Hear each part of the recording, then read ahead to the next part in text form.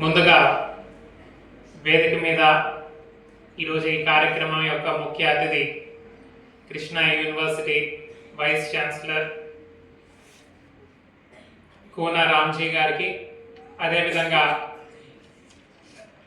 ఈ కార్యక్రమానికి ఇక్కడ వేదిక మీద ఉన్నటువంటి రెక్టర్ బసవేశ్వరరావు గారికి, దాని తర్వాత రిజిస్ట్రార్ ఉషా గారికి, ప్రిన్సిపల్ విజయ్ కుమారి గారికి, అదేవిధంగా ఇక్కడ విచ్చేసినటువంటి విద్యార్థులందరికీ నా హృదయపూర్వక నమస్కారాలు.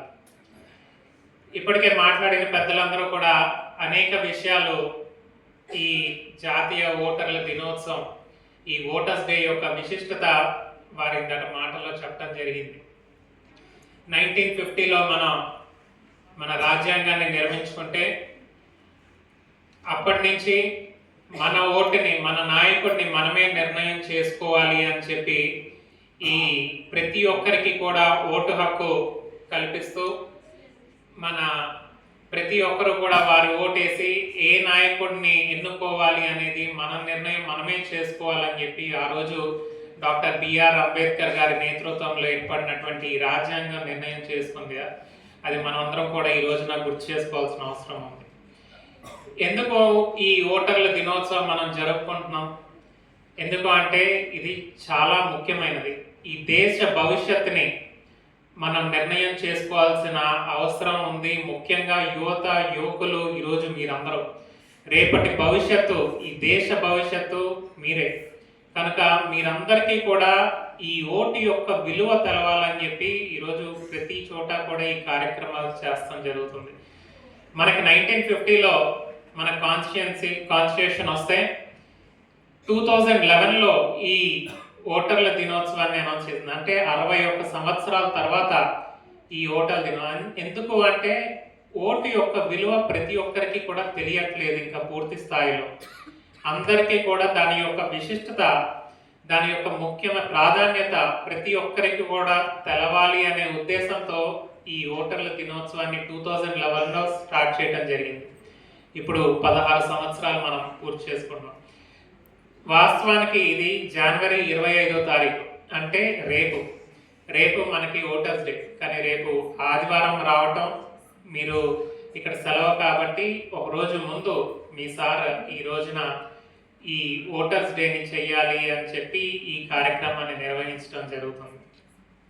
ఇక్కడ ఇందాక మాట్లాడినట్టు ప్రతి ఒక్కరూ కూడా ఓటు నమోదు అనేది చేసుకోవాల్సిన అవసరం ఈరోజు ప్రతి ఒక్కరు మీ అందరి మీద కూడా ఉంది. ఎందుకంటే మన భవిష్యత్తుని మనం నిర్ణయం చేసుకోవాలి. మనం ఒక ఎమ్మెల్యేని, ఒక ఎంపీని, దాని ద్వారా వచ్చే మన ముఖ్యమంత్రిని అవనివ్వండి, ప్రధానమంత్రిని అవనివ్వండి, అవన్నీ కూడా నిర్ణయం చేసుకోవాల్సిన బాధ్యత ఈరోజు మనందరి మీద ఉంది. 1950లో ఏర్పాటు చేసినప్పుడు 21 ఇయర్స్ ఏజ్కి ఓటు హక్కు అనేది ఉండేది. కానీ రాను యువత వారి నిర్ణయం వాళ్ళు తీసుకోవాలి. ఎక్కువ యువతకి ప్రాధాన్యత వాళ్ళు తీసుకోవాలి, మంచి చెడు ఆలోచించాలి అనే ఒక ఆలోచనతో 1989లో రాజీవ్ గాంధీ గారు ప్రధానమంత్రిగా ఉన్న ఆ టైంలో దాన్ని 18 సంవత్సరాలు, అంటే 18 ఇయర్స్కే ఓటు హక్కు కల్పించాలి అని వారు చేయడం జరిగింది. ఎందుకంటే యువత భవిష్యత్తు ఎప్పుడు కూడా, దేశ భవిష్యత్తు అంటే యువత భవిష్యత్తు. ఈ యువత చేతుల్లోనే దేశం యొక్క నిర్ణయం ఉండాలి అనే ఒక ఆలోచనతో ఆ రోజున 21 ఇయర్స్ ఏజ్ నుంచి 18 ఇయర్స్కి మారవటం జరిగింది. కనుక ఈ రోజున మీరందరూ కూడా ఓటు అనేది జస్ట్ ఏదో మనం వెళ్ళి మన హక్కు అనేలాగా భావించకుండా అది మన బాధ్యత అనే విధంగా ప్రతి ఒక్కరూ కూడా ఈరోజు గుర్తుంచుకోవాల్సిన అవసరం ఈరోజు ఇక్కడ ఉన్న విద్యార్థులందరికీ కూడా ఉందని చెప్పి ఈ సందర్భంగా తెలియజేసుకుంటున్నాను. ఎందుకు అంటే ఒక చిన్న పొరపాటు ఈరోజు మన ఓటు వల్ల ఏమవుతుందిలే, ఒక్క ఓటు వల్ల ఏమవుతుంది అని అనిపించవచ్చు చాలా మందికి. కానీ ఒక్క ఓటు వల్ల అనేక రాజ్యాలు, నిర్ణయాలు మారిపోతూ ఉంటాయి. ఎందుకంటే ఎప్పుడైతే ఆ పైన ఉన్నటువంటి వ్యక్తి మారాడో ఒక్క ఓటు వల్ల అన్ని నిర్ణయాలు కూడా మారిపోతూ ఉంటాయి. కనుక ప్రతి ఓటు ఇంపార్టెంట్. మన ఓటు వేయటమే కాదు, మనతో పాటు మన చుట్టుపక్కల ఉన్న వారందరినీ కూడా ఓటు వేయించే విధంగా మీరందరూ కూడా బాధ్యత తీసుకోవాలి. ఈరోజు ఇక్కడ ఉన్నటువంటి విద్యార్థులందరూ అని చెప్పి ఈ సందర్భంగా తెలియజేసుకోండి. ఎందుకంటే రేపు రోజున మీరందరూ కూడా ఏ ఉద్యోగాల రీత్యానో లేదంటే రాజకీయాల్లో కూడా కొంతమంది రావచ్చు ఇందులోంచి, లేదంటే ఏదో ఒకటి వ్యాపారాలు పెట్టుకోవచ్చు.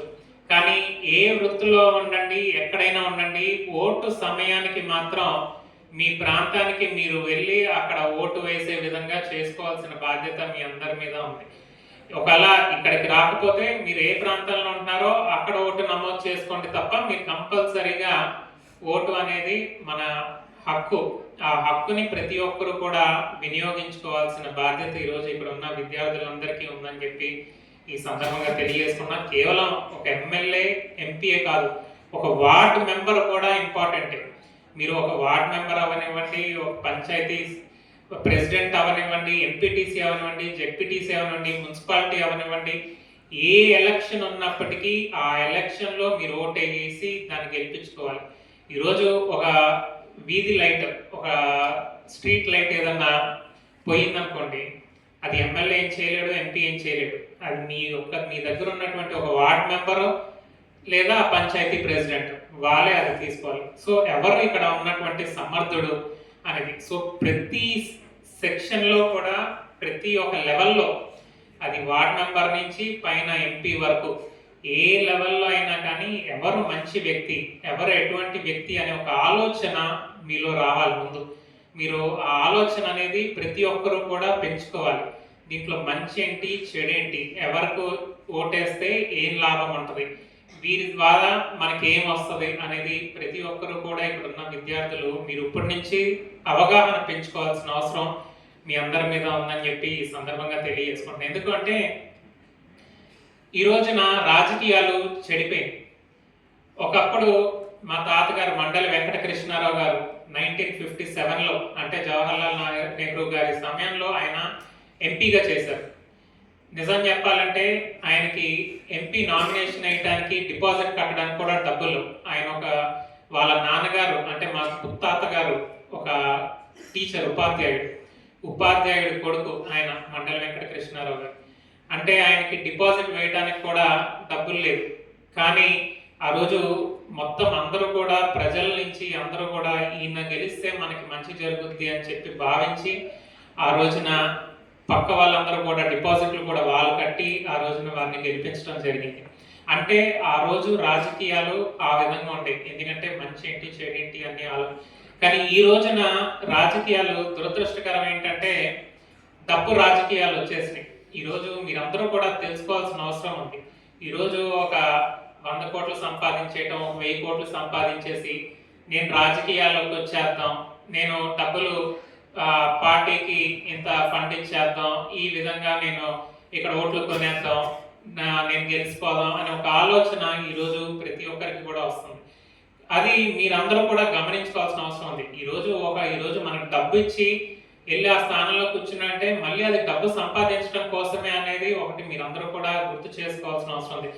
అందుకే మీరందరూ కూడా డబ్బుకి, మద్యానికి, లేదంటే ఎటువంటి ప్రలోభాలు పెట్టినా కూడా అటువంటి ప్రలోభాలకి లొంగకుండా ఎప్పుడూ కూడా మంచి ఏది మన ప్రాంతానికి మంచి ఏం జరుగుద్ది, మన భవిష్యత్తు ఎవరు ఉంటే అభివృద్ధి జరుగుద్ది, ఏదైతే మంచి విధంగా మనం ముందుకు వెళ్తామో అనేది ప్రతి ఒక్కరూ కూడా ఒక అవగాహన పెంచుకోవాల్సిన అవసరం ఈరోజు ఇక్కడ ఉన్నటువంటి యువకులకి అందరికీ ఉంది.